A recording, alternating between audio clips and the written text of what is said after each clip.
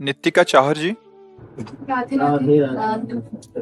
राधे राधे महाराज जी, आपके चरणों में कोटि कोटि प्रणाम। महाराज जी, क्या मेहनत नसीब बदल सकती है और क्या बिना मेहनत के नसीब का सब प्राप्त हो सकता है?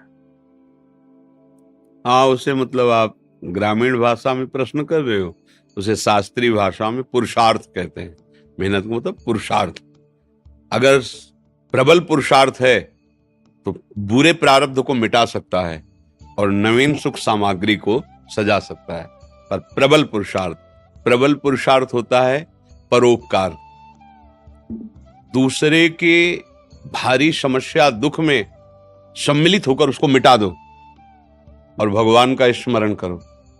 इन दो के द्वारा ये प्रबल पुरुषार्थ आपके पूर्व प्रारब्ध को नष्ट कर देगा।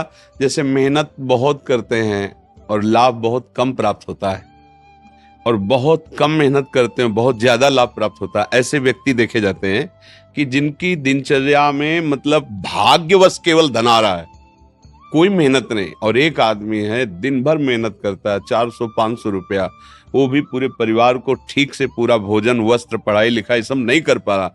एक आदमी है कि बिल्कुल कोई ऐसा कार्यरत नहीं है, पर अर्थ की बाहुल्यता उसके घर में, ये पूर्व का जो पुण्य है वो उसे अर्थ प्राप्त करा रहा है। वर्तमान में वो पुरुषार्थहीनता दिखा रहा है, तो जब तक प्रारब्ध भोग है पुण्य का तब तक चलता रहेगा। अब एक है वर्तमान में बहुत पुरुषार्थ कर रहा, मेहनत कर रहा है, लेकिन पूर्व का पाप उसे आगे नहीं बढ़ने दे रहा। अब पहले पीछे का जो पाप है उसे नष्ट करने वाला पुरुषार्थ बने। वो दो प्रकार से होता है। परहित सरिस धर्म नहीं भाई। दूसरे का किसी का ऐसा हित हो जाए जो असहाय है, असमर्थ है, रोगी है, परेशान स्थिति में, हम उसका सहयोग कर दें बिना किसी स्वार्थ के और प्रभु का नाम जप करें। इन दो के द्वारा हम पुराने कर्मों का परिणाम जो हमें आगे नहीं बढ़े उनको हम नष्ट कर सकते हैं। तो हुआ तो ये भी प्रयास ही ना, मेहनत ये भी तो हुई ना, नाम जप करते हुए दूसरों के सुख की भावना में अपने कर्तव्य का पालन करते हुए। तो ये पुरुषार्थ आपके पूर्व प्रारब्ध का नाश कर सकता है। भाग्य से ही सब कुछ मिलता है ऐसा नहीं है, भाग्य भी काम करता है। जैसे बहुत पढ़ लिख करके ग्रेजुएट हुए लेकिन प्रारब्ध इतना बुरा है, नौकरी नहीं मिल रही, तो बेचारे गांव के कार्य कर रहे हैं या छोटी मोटी दुकान कर ली और ऑफिसर रैंक की पढ़ाई किए हुए है। और एक है कि ऐसे घर में जन्मे हैं कि जमींदारी पहले से ही है और वो न पढ़ने में रुचि न किसी क्रिया में रुचि, लेकिन वो बहुत सांसारिक सुखों को भोग रहे हैं। यहाँ प्रारब्ध देखा जाता है। लेकिन एक है कि बहुत गरीब घर में जन्मा, बहुत मुश्किल से उसके माता पिता ने पढ़ा पाया, पर उसने जी जान से मेहनत की, इतना पुरुषार्थ किया कि वो गांव में सबसे बड़ा आदमी बन गया। ये भी देखा जाता है।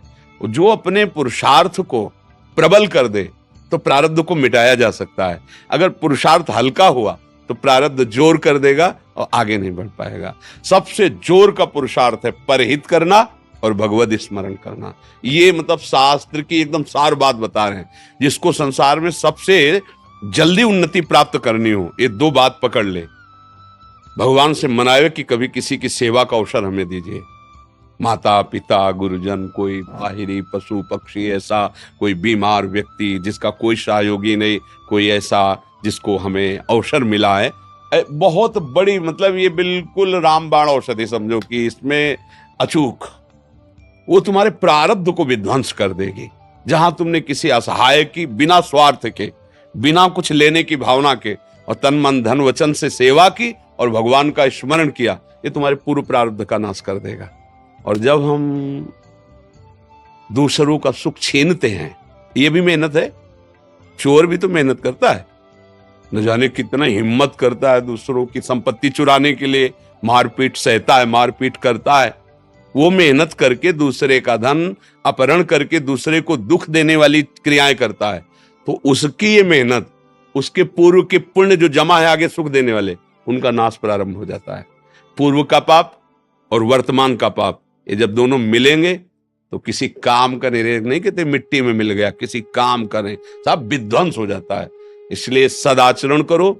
और ये अंदर की बात कह रहा हूं, हृदय की, दूसरों को सुख पहुंचाने की भावना ले आओ और नाम जप करो, जय को प्राप्त हो जाओगे।